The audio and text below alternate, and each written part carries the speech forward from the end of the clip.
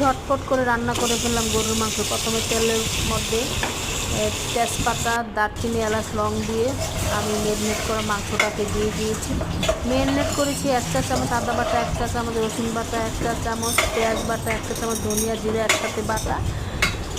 একটু ভালো করে যখন কষে আসবে আমি পেঁয়াজ বেরেস্তা আলু ভেজে আলুর সাথে আমি পেঁয়াজ দিয়ে দিয়েছি, ওইভাবে ভেজে রেখে দিয়েছি। আলুটা আমি ভুনার মধ্যে কিছুটা দিয়ে দিব।